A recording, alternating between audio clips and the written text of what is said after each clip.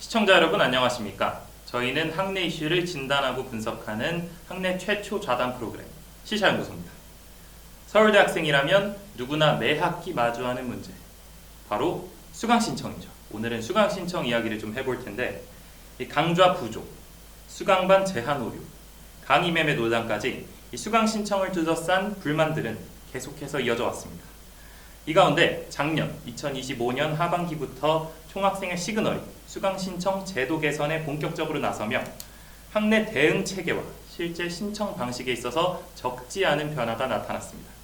실시간 소통 채널을 구축하고 취소 여석 재오픈과 10분 락타임 같은 새로운 제도들을 도입하면서 강의 매매를 억제하고 학생 피해를 줄이기 위한 시도가 이어진 겁니다. 오늘 시사연구소에서는 수강 신청 체계 개편의 배경과 실제 변화, 그리고 남아있는 과제들을 차례로 짚어보겠습니다. 1부에서는 총학생회 시그널이 추진한 수강 신청 제도 개편의 흐름과 성과를 살펴보고, 이어지는 2부에서는 제도 변화 이후에도 남은 한계와 향후 과제를 다뤄보겠습니다. 1부는 정다현 기자와 함께합니다. 안녕하세요. 안녕하세요. 먼저 2025년 하반기 수강 신청 개편의 전체적인 배경부터 짚어보겠습니다. 이 총학생회 시그널은 도대체 어떠한 문제의식을 바탕으로 이 제도 개선에 착수한 거죠? 네, 지난해 하반기 제도 개편의 출발점에는 우리 학교 수강 신청의 고질적인 문제로 지적돼 온 강의 매매와 반복적인 오류가 있었습니다. 특정 강좌의 녀석이 개인 간 거래 대상으로 전락하거나 수강반 제한과 같은 행정 오류가 반복되면서 학생들의 학습권이 침해된다는 비판이 계속해서 나오는 상황이었는데요.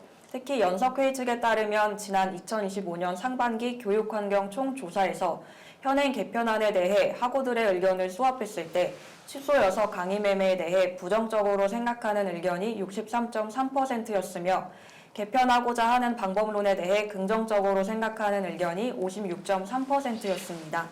이에 총학생회는 강의 매매로 인한 폐해가 크다고 판단하여 해당 제도를 도입하게 되었습니다. 또한 2025년 총학생회 시그널은 수강신청 대응기구를 상설화하겠다는 공약을 내걸고 단순히 민원을 전달하는 수준을 넘어 실제 문제에 신속하게 대응할 수 있는 체계를 만들겠다고 밝혔습니다. 다시 말해 수강신청 과정에서 벌어지는 문제를 그때그때 처리하는 방식이 아니라 상시적으로 대응할 수 있는 구조 자체를 만들겠다는 것이 지난 개편의 핵심적인 배경이었습니다. 그렇군요. 그렇다면 이 배경과 문제의식을 가지고 실제 변화를 만들어내기 위해서 가장 먼저 추진한 것은 무엇일까요?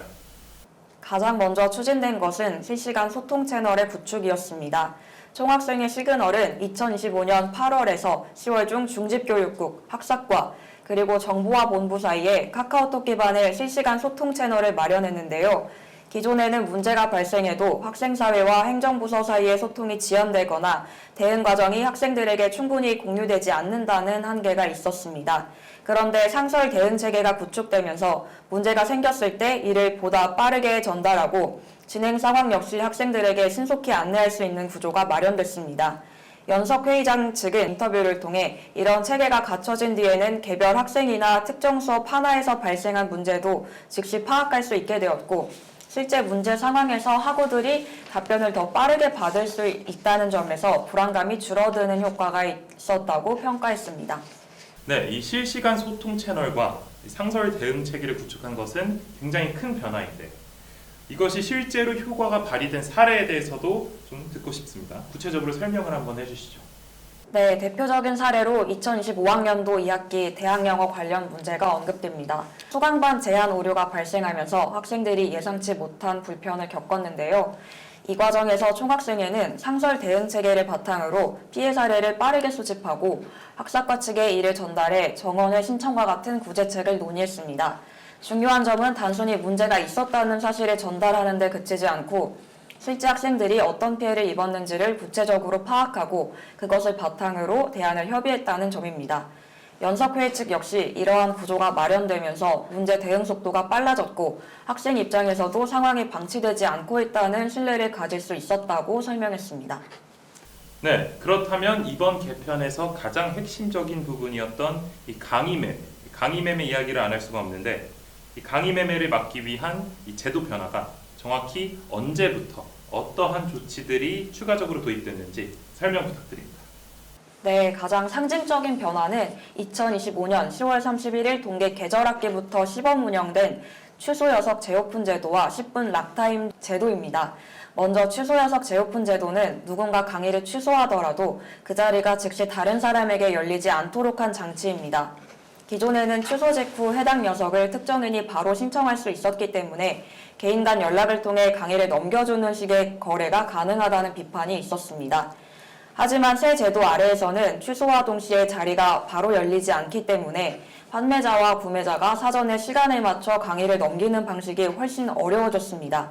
여기에 취소여석 신청 시각 10분 전에는 시스템 사용에 일부 제한을 두는 락타임이 도입되면서 특정 학생만 유리한 정보를 활용하는 것을 줄이고 보다 공정한 출발선을 마련하려는 시도도 함께 이뤄졌습니다. 또 신청이 가능한 취소여석을 10분 전에 미리 표시하도록 하면서 정보 비대칭을 줄이려는 조치도 병행됐습니다.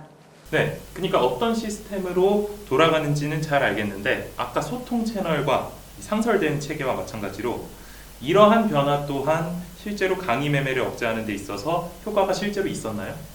연석회의 측은 현금 거래를 매개로 한 전통적인 방식의 강의 매매는 상당히 위축됐다고 평가하고 있습니다. 핵심은 거래가 성사되더라도 강의가 구매자에게 확실하게 넘어간다는 보장이 사라졌다는 점입니다.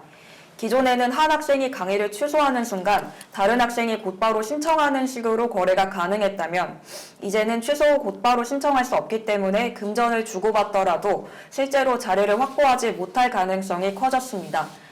연석회의 측은 바로 이 불확실성이 강의 구매 수요 자체를 줄이는 효과를 가져왔다고 보고 있습니다.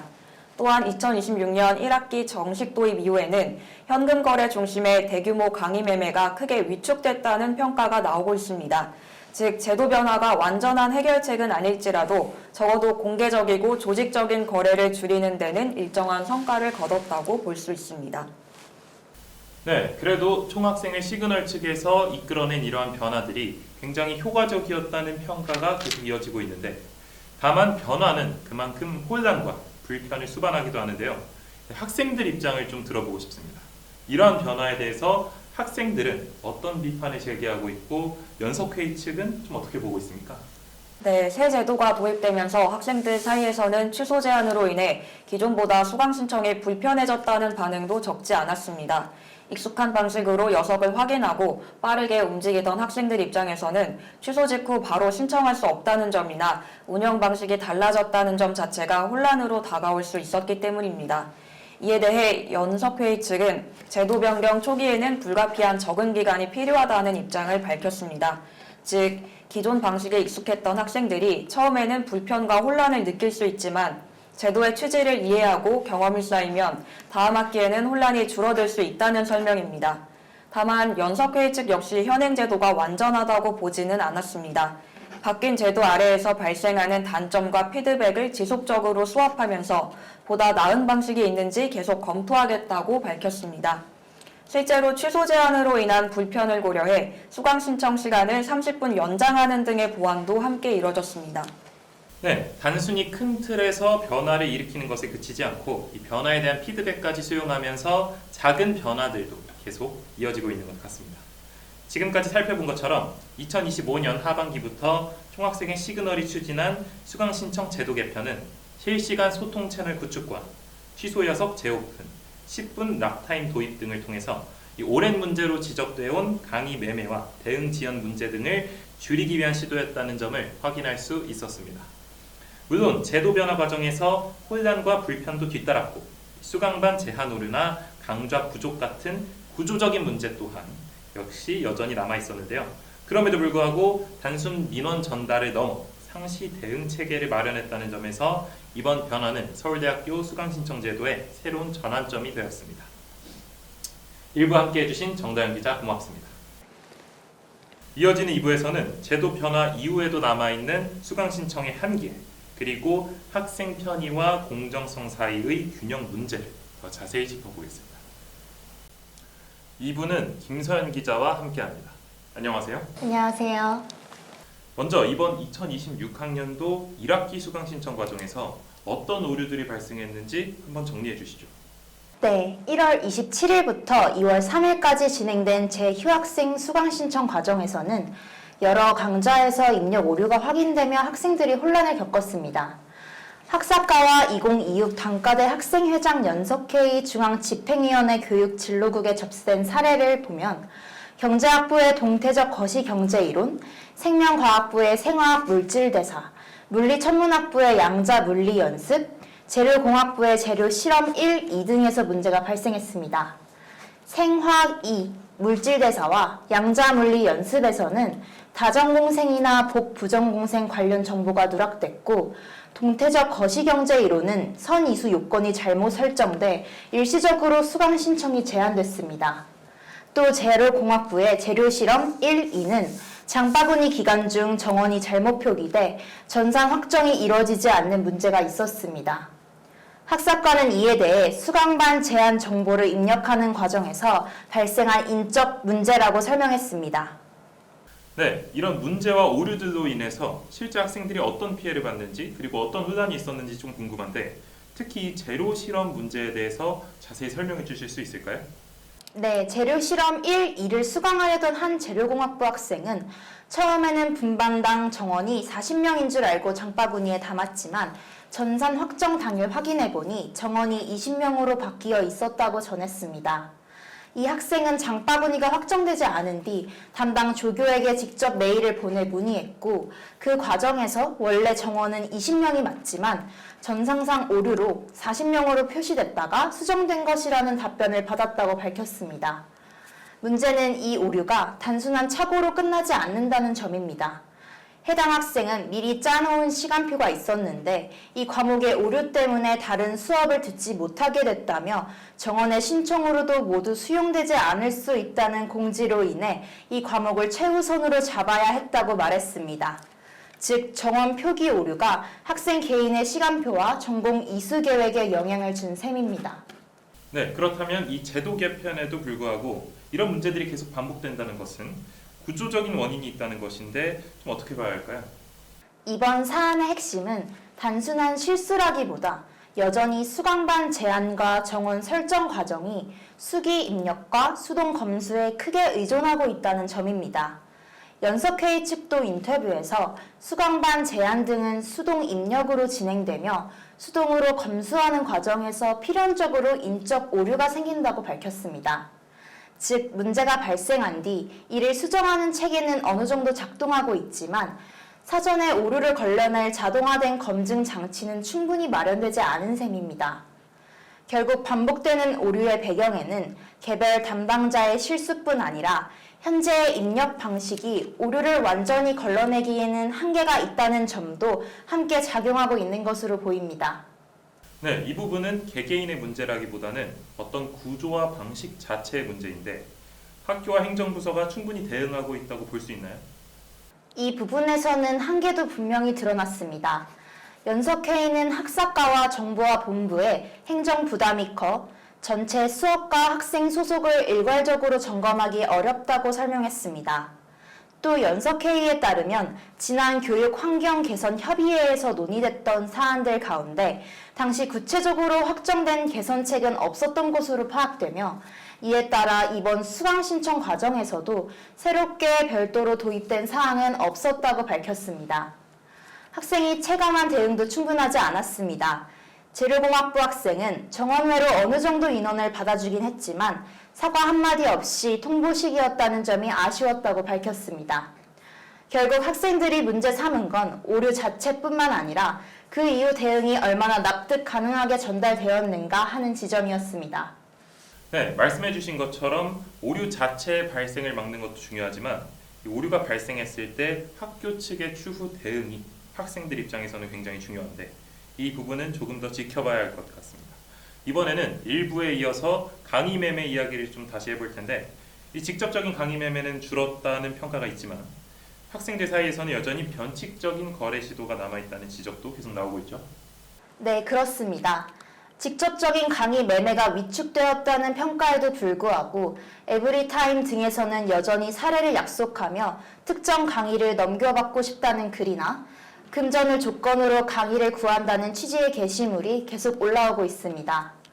이는 제도 개편으로 공개적이고 직접적인 거래는 줄었더라도 우회적인 방식의 거래 시도까지 완전히 사라진 것은 아니라는 점을 보여줍니다. 결국 직접 거래를 막는 장치는 마련됐지만 학생 수요가 몰리는 인기 강좌를 둘러싼 경쟁과 거래 유인 자체는 여전히 남아있는 셈입니다. 네, 그렇다면 서울대학교 수강 신청 제도가 완벽으로 나아가기 위해서는 어떤 방향의 보완책이 필요한지 다양한 의견 듣고 시사연구소 마치겠습니다. 연석회의는 단기적으로는 반복되는 입력 오류를 줄이기 위한 기술적, 행정적 개선이 필요하다고 보고 있습니다. 수강 신청 시작 전 학사과와 정보화 본부, 중앙집행위원회가 사전에 교차 검증하는 방안이 현실적인 대안 중 하나로 거론되지만 중앙집행위원회의 행정 부담이 크다는 한계도 있습니다. 이에 따라 장기적으로는 현재 수기 입력에 의존하는 절차를 자동화하는 방향이 필요하다는 설명입니다. 또 연석회의는 보다 근본적인 문제로 강좌 공급이 학생 수요를 따라가지 못하고 있다는 점도 지적했습니다. 같은 교과목 안에서도 분반별 편차가 크고 필요한 강의가 충분히 열리지 않으면서 수강 신청 경쟁이 구조적으로 심화되고 있다는 것입니다. 결국 수강 신청 제도의 안정화는 단순히 규칙을 바꾸는 데서 끝나지 않습니다. 오류를 줄일 수 있는 정밀한 시스템과 충분한 의견 수렴, 그리고 학생 수요를 반영한 강좌 개설이 함께 이루어질 때 비로소 학습권 보장으로 이어질 수 있을 것으로 보입니다. 네, 총학생회 시그널이 추진한 수강 신청 제도 개편은 분명히 효과적이었습니다. 하지만 수강 신청 시스템의 구조, 그리고 방식 그 자체의 근본적인 문제, 구조적인 문제는 여전하다는 것을 확인했는데요. 학생사회 차원에서 추진하는 수강 신청 제도의 변화에 더하여 수기 입력을 자동화하고 강좌 공급을 늘리는 등 학교와 본부 측이 함께 나서야 할 것으로 보입니다. 2부 함께 해주신 김선 기자 감사합니다. 이상 3월 시사연구소 마치겠습니다. 시청해주신 여러분 감사합니다.